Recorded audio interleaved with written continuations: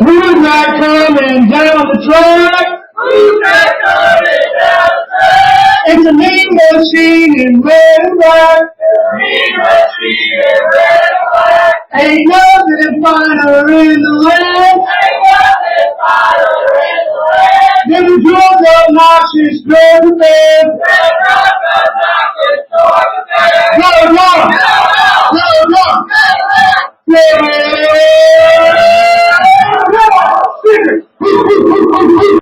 What's up, y'all? This is John and Caleb back for another episode of the Nothing Finer podcast. If you were looking for us last week, we both had crazy work schedules and just couldn't find the time to record an episode, but it was the bye week. So if it's going to be crazy, I'd much rather it be crazy on the bye week. Yep. But we're going over the week 4 games tonight. And before we get to that, how have you been? What are you drinking? In terms of what I'm drinking, I'm being boring and drinking water because I haven't Same. had enough of that today. But I've been good. Our city arts council decided to put our annual art festival the weekend, the bye week, very intelligently, I might add. I feel like we had a bigger turnout than we have in a while because nobody was sitting at home waiting for a game to start. So that was a good time. We don't really go for the art. I always say that art is something that gay people do to get back at their fathers. So I'm not the biggest art person in the world. That was a joke, by the way. Okay, don't hurt my family, y'all. They have nothing to do with this. But yeah, so we got to do that. We mainly go for the food. They have like international tents set up of foods from cool. different countries that you can try out. So we always go and have plenty of food and then go home and sleep it off the rest of the day because we have way too much. But that's what you do with something like that. So it was a good time, and I was glad I wasn't stressing over a Georgia football game while it happened. Yeah, for sure. No, it's a lot of people probably disagree with me on this, but when you live a busy life and in a city like Savannah, like I do, I miss out on a lot of shit so I can watch football or go to football games. So 2 bye weeks this year give me 2 opportunities to not be at home or Yeah. at a watch party or at a game on a Saturday. I appreciate it. Yeah, we've got a wedding later this year. We're doing too. I think I've mentioned, and they've also scheduled that on the bye week. So it's like great. Perfect. We get to. Now we did a little, old people date afternoon. Yo, love it. Yeah, so I may have mentioned it before on the show. I know the guy that owns the Savannah Bee Company, so we went to their fall I festival. love their honey, man. That's awesome. Oh yeah, no, he's one of the best dudes too. Like I knew him for a year before I found out what he did for work. But I Gotcha. had no idea. But no, they had a fall festival with like music and a bunch of different vendors, and there's actually a guy that's been kayaking around Wilmington Island picking up trash out of the different creeks and rivers and stuff, and he was there showing it and taking donations, and so that was Nice. cool. Yeah. He picked up I think 200 pounds of trash last week. Wow. So yeah, let's keep that guy going. If he needs Yeah. if he needs $20 for beer to kayak around and pick up trash, here's Yeah. $20, And if he has any spare time, he should paddle up here to this side of the Savannah River. There's plenty of it over here too. Man, what a service. We need to find Oh. somebody who will do that here. Yeah, we went to Oktoberfest at All right. Service Brewing downtown. I will say, beer phenomenal. And it's weird wearing a jersey that nobody hates. Like I wore my West Point jersey yesterday because Army Oh, was yeah. playing, Georgia was off. And a lot of people that were wearing like Notre Dame, Florida State, Clemson, like all these other different teams, were like, hey dude, love the jersey. And it was like, Yeah. I had to look down and was like, oh, yeah, nobody can hate this. Nobody can hate Yeah. this. Yeah. What are you gonna do? What are you gonna do? You gonna say you hate the U.S. Army? Yeah, Come on. yeah. I will say my biggest issue with Oktoberfest. The schnitzel wasn't schnitzel. It was fried chicken. No. And I understand that growing up in a German family, having like the recipe from Germany and my German family members cooking it on holidays makes my opinion more accurate, but also less popular because as Yeah. fried chicken, It's phenomenal. Right. It But just as wasn't. Schnitzel. Yeah, it just wasn't Schnitzel, and I was disappointed. But Yeah. had a good time. Came home, watched some football. But I am also drinking water because I worked 4 tens and had 50 hours by the time I showed up to work on Thursday. Oh my And then had to gosh. work this morning. So if I Yeah, drink yeah. if I drink not water right now, I will not be awake. Fair enough. Yeah. Stay hydrated. I know. I had 2 long nights this past week too that were longer than the normal long nights that I have when I had to work. So like I didn't work consistently 12 hours a day, but I was working. I worked about 16 hours 2 days. So Yeah, yeah. Once again, if it's going to be a long work week, let it be during the bye week. yeah. All right, we're going to jump into some games here, starting with NC State at Clemson. NC State really missed the mark with their quarterbacks this year, getting Grayson McCall out of the portal from Coastal Carolina and then benching him for the true freshman CJ Bailey. NC North State Carolina was, teams have had a theme of that. Bryce Young got benched today, and they were actually all the better for it. I will say, NC State scored more points than they have since the game against Western Carolina with CJ Bailey. Yeah. But when you do what they did on defense, it doesn't really matter. We'll get to that in a minute. But NC State is 78th in passing offense with 222.2 yards per game, 86th in rushing offense with 143.2 yards per game. And here's the thing, we're going to talk about a game later where a team has a mid offense and still wins games. But you have to have a good defense. Yep. And the problem is the Wolfpack are 106th in total defense, allowing 414.5 yards per game. That is also known as shit. Indeed. Yeah, you cannot win games like that. Even if you have a really good offense, sometimes you can't win games like that because that offense Yep. is not always going to be on. And so, great if CJ Bailey helps them figure it out offensively, but if the defense doesn't shape up, I don't know that it's going to matter a whole lot. Might win 1 or 2 games. You're not going to win enough to really make a statement to say, oh, we should be in the playoff. Which I think at this point they've had 2 really really embarrassing losses. That might be done for anyway. At this point, NC State, with the schedule they have remaining, so just to put it into perspective, NC State gave up 21 points to Western Carolina, 51 points to Tennessee, 20 points to Louisiana Tech, and 59 points to Clemson. Here's their games coming up that they will probably lose: Northern Illinois, Syracuse, Cal, Stanford, maybe Duke, Georgia Tech, and then that game at the end against UNC is just going to be a who's less shitty today game. Yeah. And it's amazing we got 2 of these. We got Florida and Florida State, and we've got those 2. That's makes for an interesting rivalry week this year. It will be fun. We can say Yeah. that for sure. Yeah, make it into a drinking game every time there's a punt or something. But we'd like to be alive when the games end, I guess. Yeah, alternate shots of liquor and shots of water. There we go. I did want to talk about the Clemson offense in this game because I think a lot of folks have noticed, and again, we understand the competition that they're playing against here since then, but we have noticed that there is a big difference between the 3 points they scored against Georgia and the 63 points that they are averaging in their last 2 games. There's a pretty big difference there. Seems like Clemson's offense has done basically nothing but score touchdowns while Cade Klubnik has been in there and the starters have been in there when they've been on offense since that Georgia game. And so I don't want to just be a homer. I don't want to just say, oh, well, this just shows how great Georgia's defense is. Georgia's defense is just this good, and that's why Clemson is doing so much better now. I am a homer. Don't get me wrong. But I want to really dive down and say, okay, if there's no other explanation, then maybe we can just say that. But I want to look for other explanations first. So it's like, okay, well, maybe they just really changed the game plan. Maybe they looked at it at the tape after that and said, you know what, we should be doing this instead. Now, I wasn't going to go rewatching this game to figure out if the scheme was vastly different than it had been against Georgia.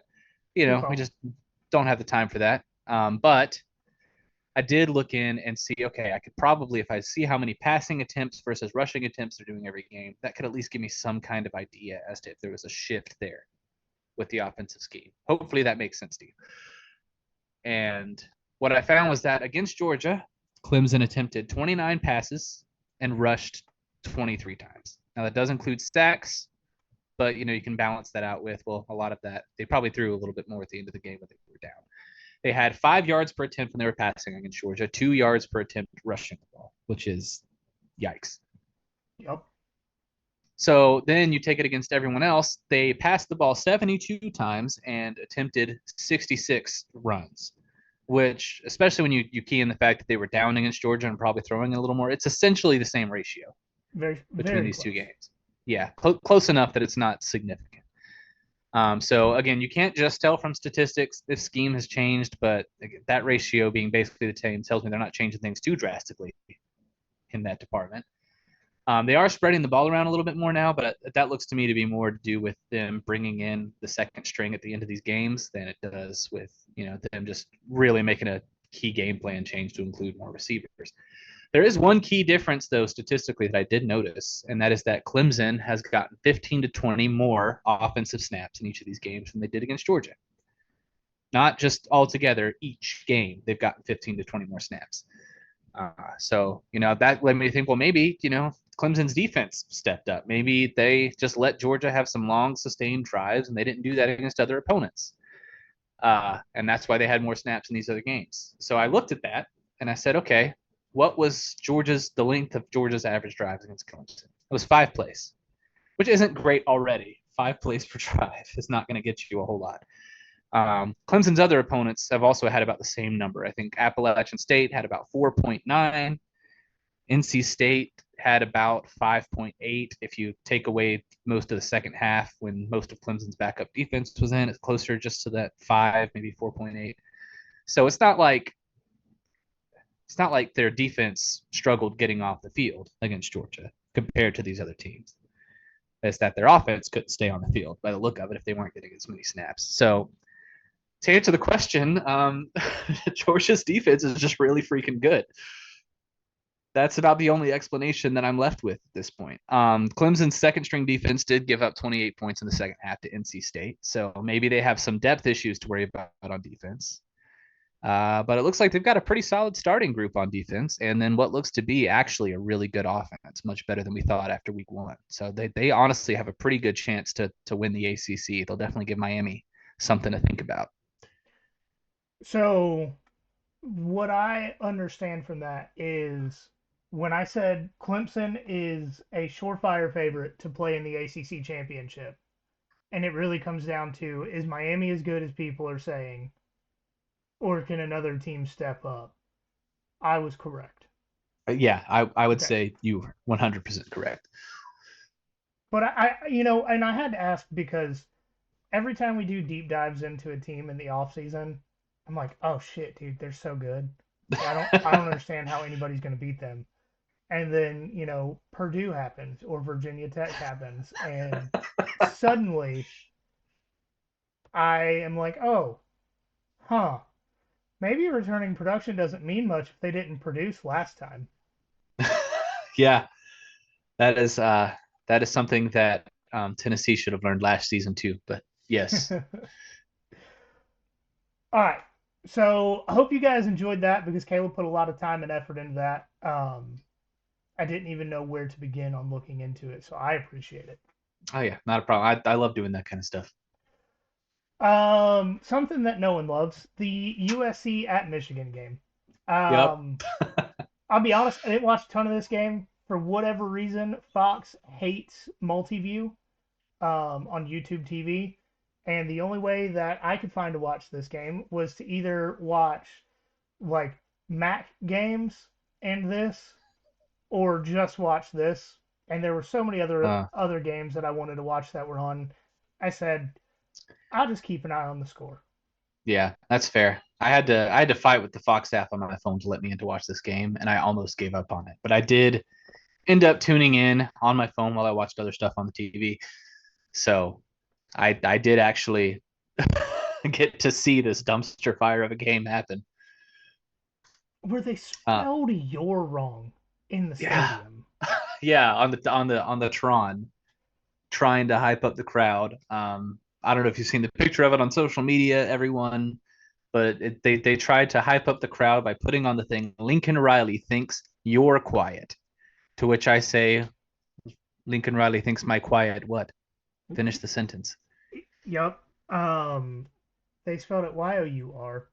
And for Michigan to pride themselves on being an educational institution above all else, in the Big Ten, to have a minimum like education score to even be considered to join the conference,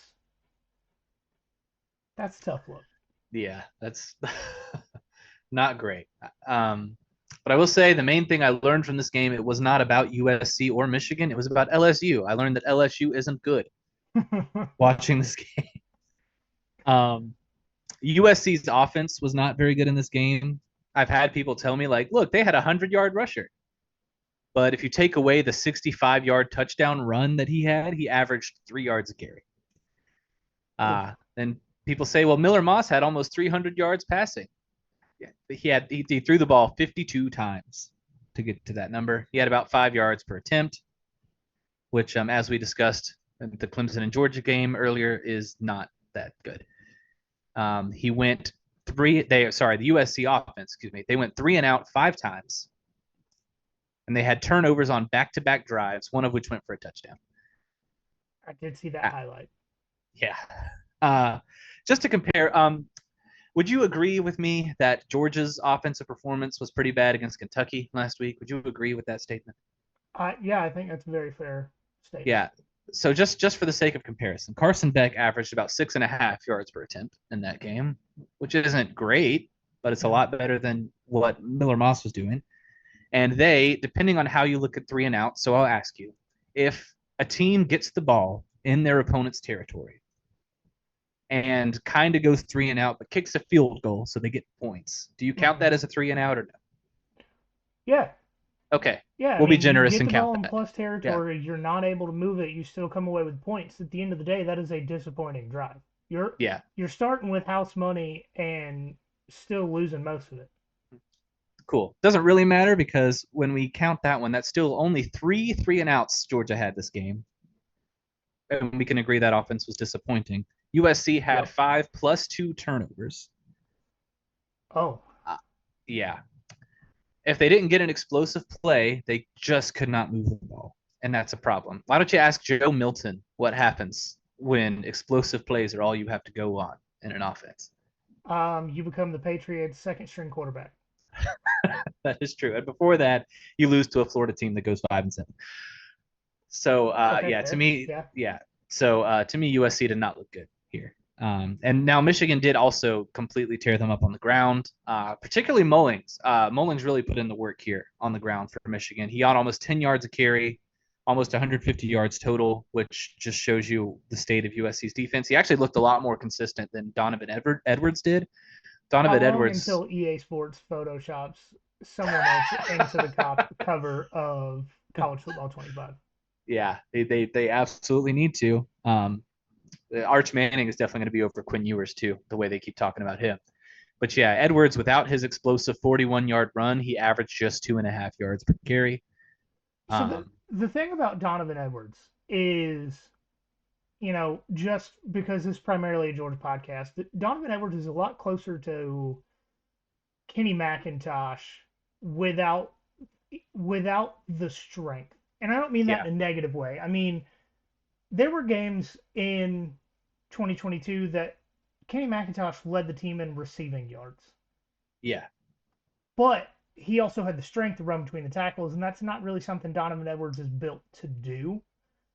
But when you don't have a quarterback that can throw a forward pass or a lateral pass and struggles with backwards passes, you get stuck trying to get Donovan Edwards to do things that he's not necessarily a scheme fit to do. Yeah. Do you remember a guy who played for Georgia in like the Aaron Murray time period? Okay. Or maybe earlier, I don't remember, named Carlton Thomas. The name rings a bell, yeah. He was kind of short for what Georgia was going for at running back at the time. he was a little stocky, but he wasn't huge. But he would come in and take those swing passes and stuff in the receiving game. But very similarly, he wasn't a guy who could push guys 5 or 6 yards just running downhill. And because he wasn't that, he wasn't the starting running back for the University of Georgia. Right. He was a utility guy who caught passes, and he did his role well. That's not a knock at the guy. Those guys are who they are, and he played his role well. But Mark Richt knew what his role was and put him in it. And it seems like Michigan is kind of putting on Donovan Edwards this sort of all-around NFL back, role that he just isn't there for. Yeah. I will say the one takeaway I had from this game is since P. Diddy left LA, USC just can't handle the orgy.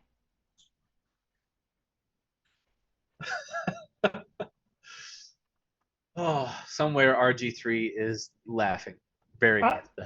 Honestly, I want to clip that out and tag RG3 and just be like, trying to keep your spirit live on. There we go.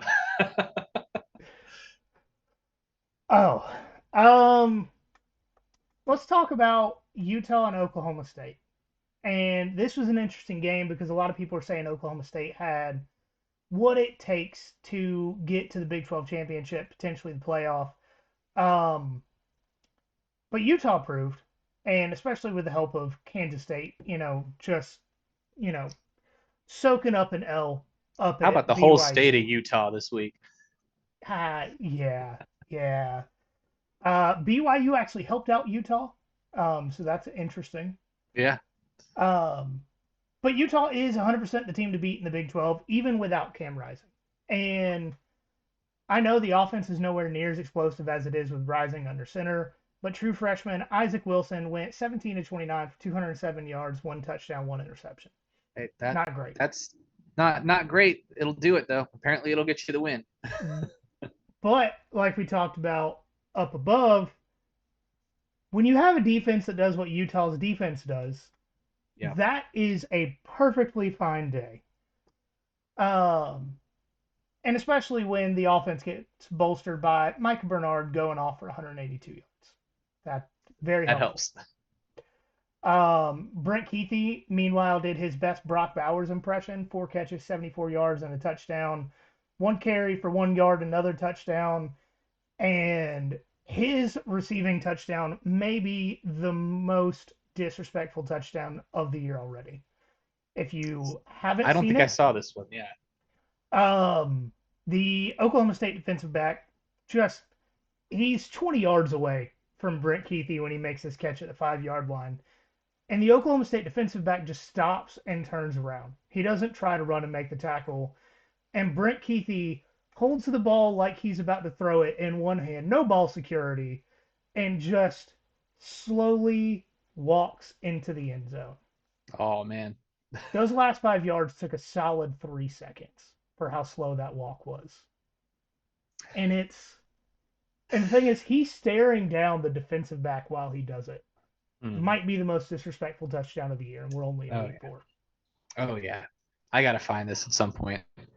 Yes. It is, I'm here for it, Yeah. But Oklahoma State ended up benching their quarterback that's almost my age for sophomore Garrett Rangel. I'm going to go with Rangel. Yeah. Who proceeded to go 3 for 11 for 31 yards. And then they brought Alan Bowman back in the game towards garbage time. Alan Bowman, his first snap after he got benched was 6 minutes left in the game. He did score. Nope. It was with about 8 minutes left in the game. Threw an interception, came back in, and then scored 2 touchdowns against what I'm assuming is Utah's second-string defense at that time. But yeah, what I was saying a minute ago, Utah, without Cam Rising, want to emphasize that part, is the epitome of what we were talking about with NC State. Mid-offense with a phenomenal defense. We've seen it before. You will win games like this. Cough, cough, 2019 Georgia. Yeah.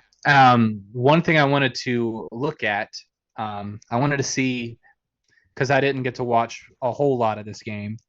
But one thing to note, we talked about with the Arkansas game a couple of weeks ago against Oklahoma State, containing that rushing attack from Oklahoma State, containing Gordon. And I think they did a pretty good job. Gordon didn't have a whole lot of yards per carry, but it helped too that Utah won the time of possession battle. They had the ball for 42 minutes and 26 seconds of this game compared to Oklahoma State's 17 minutes and 34 seconds, which is a great strategy when your starting quarterback is out and you've got a true freshman in there, just keeping possession, keeping these drives alive. Obviously, they put a lot of that on Bernard to just really push through and get it done. And clearly it was successful for them. Is it going to be successful against everybody in the country? Not necessarily. Right. But it did the job against Oklahoma State, and it might do the job for the rest of the Big 12 too. And I will say, good thing for Utah, their remaining schedule, they play Arizona next, who, we've already talked about Arizona struggles.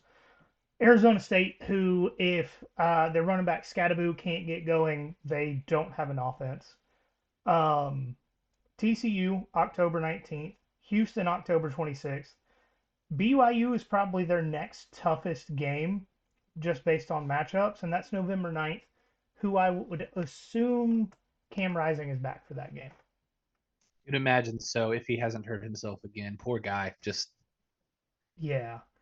While you were talking about Ollie Gordon, it made me remember there was a point during the game in which, he got his third run in a row where he got tackled behind the line of scrimmage because they couldn't protect, that he voluntarily took himself out of the game, walked over to the sideline, threw his helmet on the ground, and started yelling at coaches. And oh man, he has already that's never a good look. Yeah, he has already had a very tenuous relationship with the coaching staff. Not the DUI thing, obviously, Right. Their head coach, I cannot think of his name right now. Mike Gundy. Mike Gundy, yeah. Mike Gundy's man, and he's 40. That's not a big deal. It's been about social issues and that sort of thing on why Ollie Gordon is not necessarily the biggest fan of this coaching staff. So if he continues like this the rest of the season and doesn't go to the NFL, there's no chance he's not in the portal. Yeah. He's got enough hype that he might think he could just go ahead and go to the draft. I think he'd be personally better off if he has to leave Oklahoma State, go into the portal, and get another year in. Look, maybe with a line that has shown you what they can do with a transfer that had a not good season the year before. Look at Henry Parrish. Yeah. Another team that's done that, although I don't know if I want the drama, just saying, Trevor Etienne's doing some good stuff. I agree with that. But I don't know if I want Ollie and around. Also, at that point, somebody would leave, which we don't need. With Roderick Branson, Nate Frazier, the other freshman, and a guy coming in this year. I don't know. I don't know that I'd take any of those and swap them out for Ollie Gordon, especially since with Ollie Gordon you run the risk of another traffic-related incident. Correct. And he doesn't seem remorseful for his, unlike how the Georgia everyone players. who's had a Georgia problem. Yeah. Correct. Well, you know what? We'll just go right into this game of at least one team that is very remorseful right now. Vandy and Mizzou. And I'm sure if you watched this game yesterday or saw the highlights or lack thereof, you would know which team is remorseful and regretting some decisions today. You saw the scoreboard, honestly. Yeah. So I will say most of the things I took away from this game are more about Vanderbilt than Mizzou. Sounds crazy. Having takeaways that are positive from Vanderbilt from a loss, kind of wild. But this game made me realize how good Diego Pavia could be if he had more talent around him. Oh, yeah. So he didn't have the best numbers yesterday. He went 14 of 23 for 178 yards and 2 touchdowns passing, 54 more yards on the ground.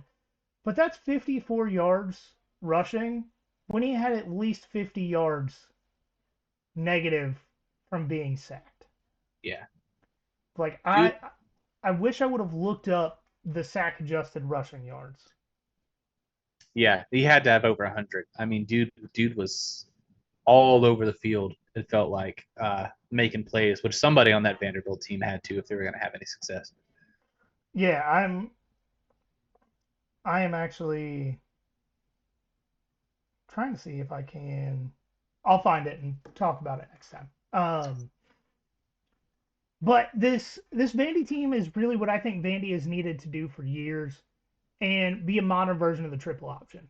And it's not Georgia Tech or a Service Academy triple option, which yesterday Army had multiple passing touchdowns, one of which was 76 yards. So modernizing. Yeah. Forward pass is legal. They finally figured that out. I'm very happy about it. But modern triple option, hand the ball off, quarterback run or throw the pass. Diego Pavia does that better than just about anybody I've seen in the country this year. One of Vandy's most effective plays is Diego Pavia gets a snap, starts running to the side. He will either toss it, run himself, or they got a little tight end boot action following him. And if he decides to run, tight end's blocking. If he decides to pass, oh, wow, the tight end's 7 yards downfield. Nobody's covering him because they're all worried about Diego Pavia running the ball. Yeah. Win-win, especially if you can get the right fake behind the line of scrimmage still. Yeah. Yeah. No, I really like the way he plays the game. And I like what Clark Lea is trying to do at Vanderbilt. Oh, yeah. I will say it looks like he has aged like he's in the White House since he's been at Vanderbilt. Big dog, go for a hike, get some sun, maybe some sleep. I've heard you don't sleep a lot. Let's get some self-care in there, especially maybe in a bye week coming up. Like, help yourself. Yeah. But if Clark Lea does get fired, man, the guy that they got from New Mexico State, Jerry Kill, the one that's implemented this new offense, the one that essentially got half of New Mexico State's roster to come over to Nashville, I hope he gets that job. Because SEC football is more fun when Vandy can threaten a lot of teams. Oh, yeah. Yeah. Quick question. Okay. Does Vanderbilt play Auburn this year? Oh, God. I need to look at that. So. I hope so, too. I would love to see a repeat of last year, but on a slightly better position to succeed team like they do play Kentucky, which may be interesting. That one might be interesting. I do have a note 2nd, on that. Vanderbilt at Auburn. Let's go! Come on, part 2. Yeah, actually at least one side of it will be fun. Yeah. Other side may not be having so much fun. We'll see. We'll see which quarterback is starting then for Auburn. Yeah. If they even have a starting quarterback, ask Bo Wallace. Mizzou did end up winning the game, but showed just how vulnerable they are if you can get pressure on Brady Cook. Remember, this is something I talked about for that Georgia game last year. He is prone to make mistakes, drop the ball, get sacked before he throws it away if you can get pressure in his face. The defense is still very good, but still undisciplined against dumb penalties. Johnny Walker in specific, which I talked about multiple times last year, he is a phenomenal defensive end. If he can just realize, hey, this 5-foot section of white on the side of the field, I shouldn't throw guys down when I'm past that. Right. Like that would have saved Mizzou probably 30 to 45 yards on Saturday. Not the first time either. No. They are lucky to get a bye week after a close win that probably shouldn't have been close. We understand that just as much as anybody in the country. Yeah. But no, I actually really enjoyed this game. Double overtime. 6 total missed field goals in this game. Yeah. Just imagine how wild this is if any number of those goes the other way. But their kicker situations are similar to Auburn's quarterback situation. No kidding. But yeah, so like you said, we've been there too at Georgia, so don't clown on Missouri too much. I'm not ready to give up on Mizzou yet. I think they could still make the SEC championship, especially with that schedule. Everybody kind of gets one bad game, and they did win, there is something to speak for that. But Brady is cooked if he doesn't start looking like the veteran that he is. Too many Some mistakes. would say he's looked real raw this year. Yes. But I do agree with you. It's really clear to me that Clark Lee really meant it when he talked about making Vanderbilt a force to be reckoned with, or whatever he actually said about that. He obviously wants to make them somebody that SEC teams are at least wary to have to play against. And I like that he is innovating. Sometimes when you don't have as much talent, you have to use the more gimmicky offenses. But I think the way he's modernizing the triple option, like you said, is going to work really well for that. And he's going to surprise a couple of teams. And that makes me really happy to think about because I think back to one of my fondest memories of Vanderbilt surprising Florida a couple of years ago, and it just makes me smile. But and yeah, really I think only needs one more win to hit their season win total over.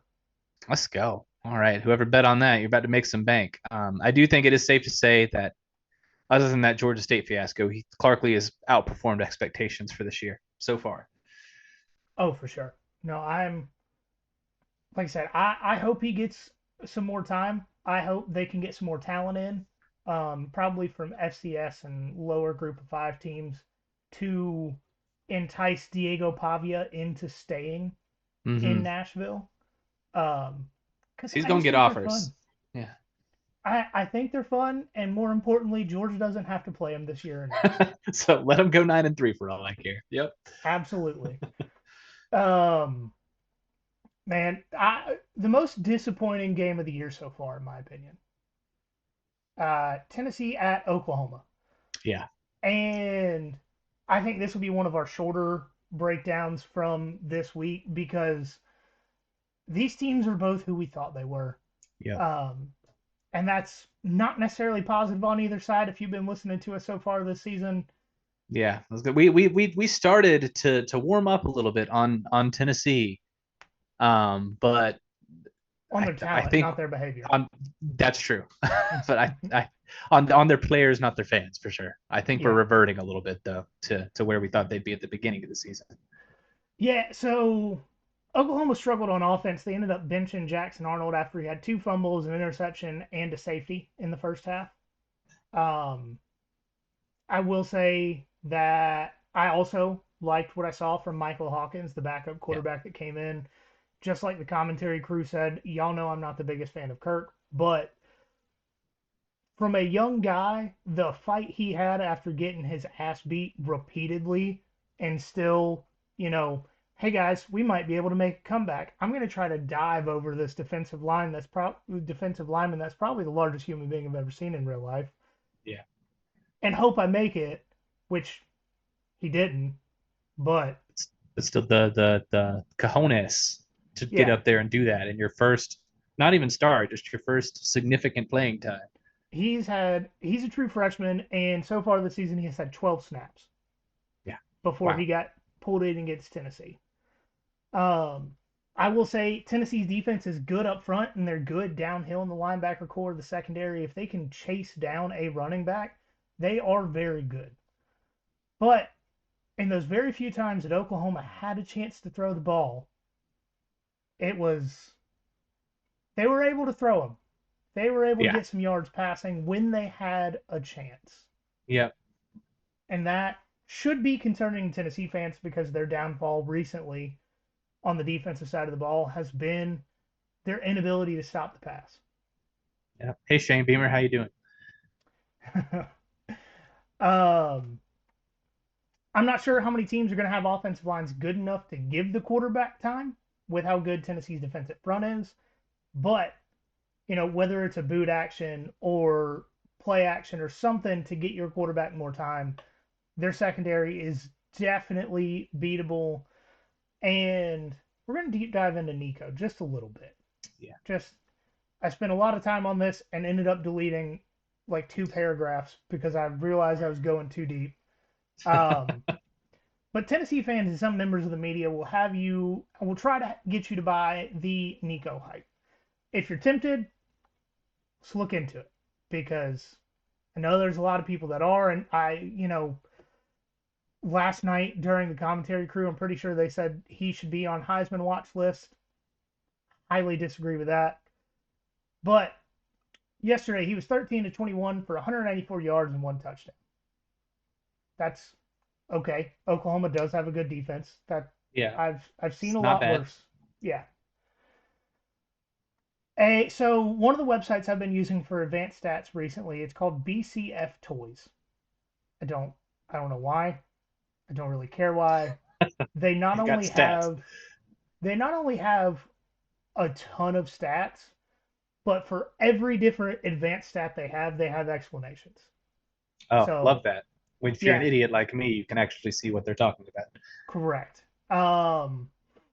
So according to them, Tennessee has the 12th most efficient offense in the country. Um, Not Not bad, bad. but they have an adjustment factor based on competition level. Tennessee's adjustment factor is by negative zero point 0.6.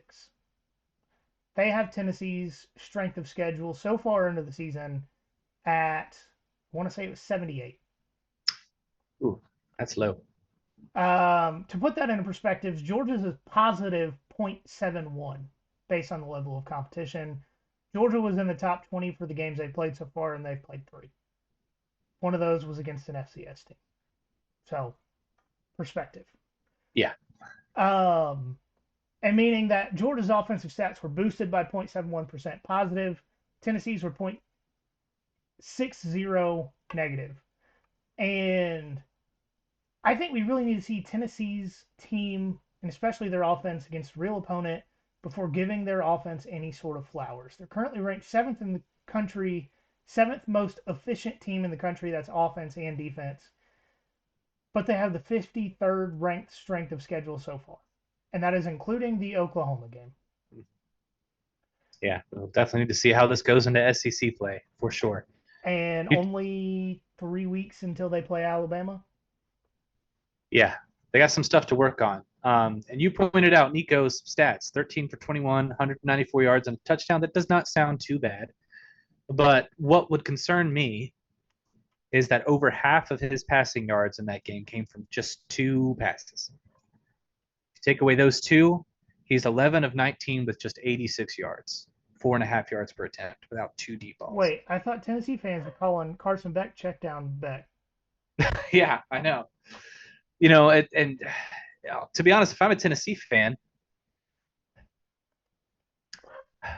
Sean, why don't you ask Joe Milton what happens when your only offensive movement is As on deep explosive balls? plays and checkdowns. Yeah. I mean, genuinely, it does look to me, just looking at those stats and how drastic the difference is, like it's another Joe Milton situation. And that's concerning because if a defense can hold Tennessee to less than 3 yards a carry on the ground, like Oklahoma did Saturday, and they actually have a competent enough offense to keep up, which maybe Oklahoma will in time, but didn't quite yet last night. I don't know if I trust Nico to go out and win those kinds of games. I can tell you I don't. Yeah. He had a couple of fumbles last night. He threw some balls that should have been intercepted. He made very questionable decisions throwing into tight coverage when he did have guys open. Um, but here's the thing, and I'm not going to completely, just shit on the dude because at the end of the day, this is his fourth start. Yeah. You know, First one in the SEC on the road, too, which, yeah, again, we know how SEC on the road can be.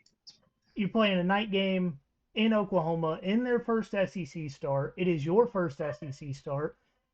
And, the best defense you played up to this point was a depleted by the transfer portal and NFL Iowa team, which we learned a lot in the bowl season last year about were Big Ten defenses good or offenses bad, and we learned their offenses were just bad.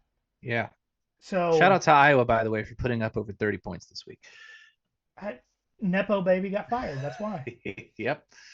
But no, don't get me wrong. Nico has potential.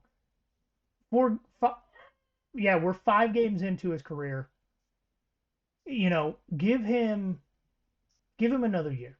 Like I'm not going to say he's not good. I'm not going to say he can't potentially lead Tennessee to maybe fight for an SEC title or to maybe Win a couple go games deep. in the playoffs or whatever. Yeah. Yeah, but he's good. He's talented for sure. yes, he has all the physical traits that you could want out of a quarterback. But I feel like Josh Heupel, as the quarterback whisperer that he is touted to be, should have done a little bit more development of Nico last season. Yeah, I can agree with that. And I think seeing how he has played now, again, he's been fine to good in every game, and even great in a lot of his games. But to tell me right now that after his fifth start, you can say this guy is a Heisman candidate for this season, I'm just not going to buy into that, and I'm not going to put that pressure on him because that's not fair to him. Yeah, no, and I agree with that. Like, you have to give young guys time. And, at the end of the day, he was kind of thrust into a situation of expectations with no base. Yeah. For Tennessee, every year they expect to win a national title. This year they finally have a good defense. Yeah. But you have a quarterback on his next week. He has bye. So going into October, he will be on his fifth start ever. Yeah. Why don't we ask Joe Milton what happens when you have all these high expectations with no bases? Fair. We also have other questions for Tennessee players. So they have a transfer linebacker from one of the Utah schools. I don't know. Who is? It has to be BYU because he's in his like 6th year of college football, and that just is the only place that makes sense. The dude is married with a child, so once again, probably BYU. How many wives? That's the real question. I think one, but honestly, if you can handle more than one wife at a time, good for you, dude. No kidding. His nickname on the team is Uncle Grandpa. I have questions. Like, I know it's Tennessee. That sounds like something that comes out of Alabama, to be honest with you. I know how it is in the mountains. Look, I lived in Kentucky for a year, and I legitimately knew people whose parents were cousins. I understand. But, man, like, you couldn't have steered away from like, the incest jokes that are already made about you guys. I know. Couldn't do like Great Uncle Pappy or something then, a little more ambiguous. Or just call him Papaw. Like, hell, there's so many options. Uncle Grandpa is not a good one. Yeah. You're in the South? There are a million ways to say grandpa. Putting uncle in front of it is not one of them. Yeah, do better. Or lean into it all the way and just show a family tree of Tennessee players with just a trunk. Like, either sounds like lean all the way into it or run away from it, but you can't be in the middle. Yeah, you walk the line, you open yourself up to this, honestly. Yeah. We're going to get into some random game notes, stuff that didn't really need a full breakdown, but we thought were interesting. So Baylor's the new Nebraska. What do I mean by that? Going back to last season, they lose some leads. They lose big leads. So in the past season of football, so going back 8 weeks into last season, 4 weeks into this season, this team in Central Florida, 2017 national champions, they got their largest comeback ever a few months ago. I guess it was about a year ago now. It was late in the year. And they did it again a couple weeks ago. Both Texas schools, ironically. One was Baylor last year when they gave up a 31-point lead to lose that game. One was TCU bring that this up. year. Yeah. Baylor has lost, of their last 6 losses, all but one has been a one-score loss. Yeah, I'm definitely getting Nebraska deja vu from that stat. Are we sure Scott Frost didn't get some plastic surgery to look like Dave Aranda? But Baylor lost a 24-10 lead, including an end-of-the-game touchdown to tie the game from Colorado. They then that Hail Mary was going pretty into impressive. the end zone to lose the game in overtime. And Dave Aranda, very intelligent. Maybe not last night in the press conference, but he said publicly that The play in their playbook that they gave the touchdown on was called Victory Cigar. And To be I don't know honest, who's. I think this may actually be a Bear Bryant quote.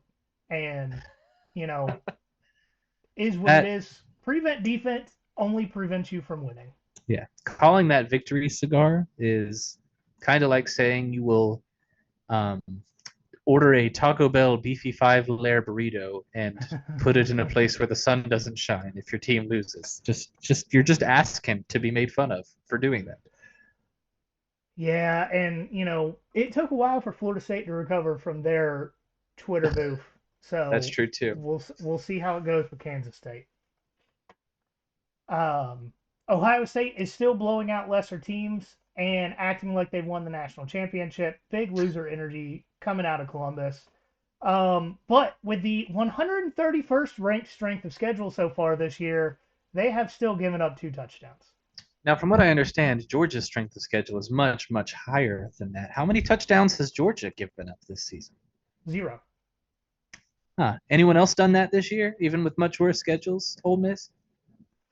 Don't think so. Aha. Interesting. Ole Carry Miss on. had that till last night. So let's. Yeah, that's true. And So we're did big Ohio Georgia State, but Southern Ohio State respecters. had played. Yeah, no, Georgia Southern is not a team to be messed with for sure. They Ask could easily Nebraska. win the Sun Belt. Ask Florida. Ask Georgia in 2015.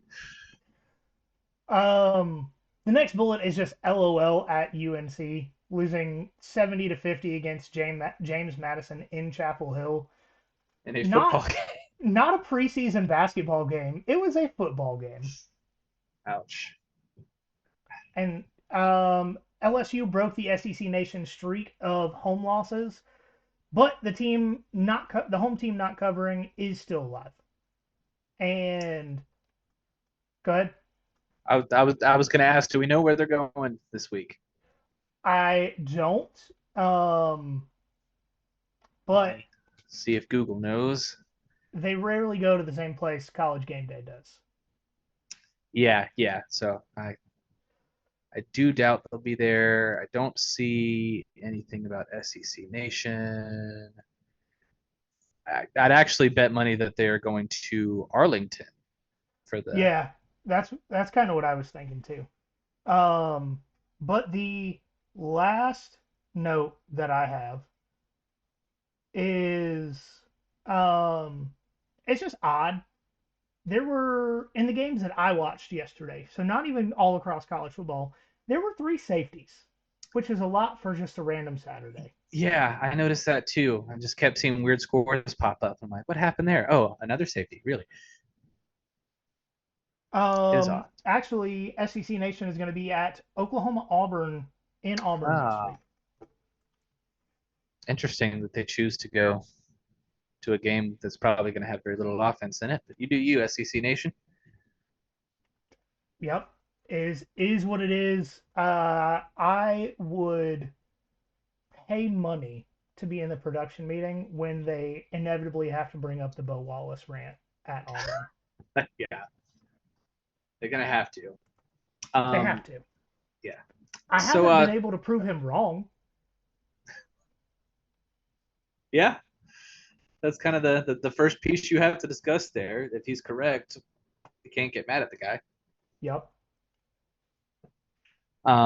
Stop the presses, by the way. Florida State won a football game, and DJU actually made a good throw. I think he had 2 in that game. I was paying pretty close attention to it. Yeah. The throw for the go-ahead touchdown at least was one nice. fumble. Well, yeah, that's true. But congrats to them and congrats to Florida for finally winning a conference game. I hope it's the only one for each of you this season, which is, especially in Florida's case, very possible. Yeah. I also had the fortune during the West Virginia-Kansas rain delay to watch Kentucky play against Ohio. And Brock, I love, we're lovers of Brock Vandagriff on this podcast. We've talked about him quite a bit. I do want to see him get more confident throwing the ball to people not named Barian Brown. He does very well when he's running. He does pretty well when he can get the ball to Brown in space.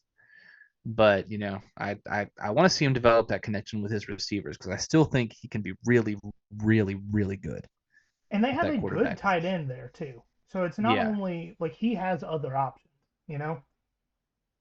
yeah. But he should have at least one more year too. So even if he can't quite break through this year, next year, when he has the full off season and full, has all that time under his belt, learning the offense and such, it might go even better. Speaking of offense, South Alabama is really fun to watch right now. Do you know who they play next week? No, I don't. LSU. That could be upset alert. Not even kidding. Shout That's out to Jake Crane because I'm sure he's proud. But that is interesting because LSU's defense is like wet toilet paper right now. hey, they didn't give up any second half points last week. Okay, there we go. Um, The over is 65.5 for for that game, South Alabama and LSU. LSU. I'm looking very very closely at that. I know it's a high the total. I'm looking pretty closely at it. South Oh, Alabama had and breaking news: Harold Perkins tore his ACL. oh Yes. sorry Harold, but also South Alabama got 320 yards of rushing this week. I think Yep. that number's not. There's a good chance it's not much lower against LSU this week. So upset alert might be coming. But I Maybe will stay. say, if you're thinking about taking the over, I can't do it. Yeah, that's well. Here's the thing. I'm only going to do one bet on this game, and it might be South Alabama plus the points. I'll have to see what the line comes out at. But Um, damn it! I knew I should have kept this page up on my phone because I just looked it up. yeah, of course, if I take it, it 20 and a won't half. happen. 20 and a half. Oh, I'm absolutely taking South Alabama plus the points in that one. But that's a spoiler alert for this coming Thursday night. Yeah. Speaking of Thursday night, all right, guys, this is the biggest regular season game Georgia's had in a long time. I know last year Mizzou was big, Ole Miss was big. I know a few years ago the Yeah, Tennessee that game was Tennessee. big. This is it though. This This is the one. this is the one Pick because up the damn phone. pick up the phone. Call us. Tell us your thoughts, good, bad, ugly. I don't care. I just Yeah. want to hear your beautiful voices on this podcast. Calling the We, dogs is 912-514-0707. And I want to hear it. yeah, we want to be I nervous with you. We want to be excited with you. We want to be either ecstatic or depressed with you when the game is over. Like, I want to have to consider bleeping out words. You're so fired up when and I you mean, we call don't. into this number this week. Yeah, we let everything through. By the way, like there are plenty of f bombs dropped on this show, so Absolutely. You says a know, lot. I've tried to clean it up here recently. Just trying to be more professional a little bit. Yeah. But if if that's how you're feeling this week, honestly, I recorded my few minutes on the radio last week because the guy that I do the radio thing with is actually in Germany for Oktoberfest right now. So that's Nice. dope. Dude's But living it. yeah, we can't record this week, which is probably why he did not have to use the bleep function on the radio because I can tell you I haven't even started working on it. But the shit I plan to say on Thursday, it might make some sailors blush because I'm getting myself hyped and I'm going for it. Yeah. Yeah. I have been very slowly convincing myself that a win is possible for Georgia in this game, and I think by Thursday you might not be able to stop me. And then on Saturday we'll see. Yeah. Saturday I'll probably be back down in the hole, but until then, All right, guys. Follow us on social media if you haven't already at nothing.finer.pod on Instagram, at finerpod on Twitter, Nothing Finer Podcast on Facebook, YouTube, TikTok. Rate and view the show 5 stars. If you are going to be in the Savannah area this weekend, we may or may not have a watch party. We're trying to get it worked out. But the bar does already have a band scheduled, so we are seeing about shifting that around. But if so, come get drunk and obnoxious with me. Let's do it. All right, guys. As always, remember there's nothing finer in the land Then a drunk, obnoxious Georgia fan.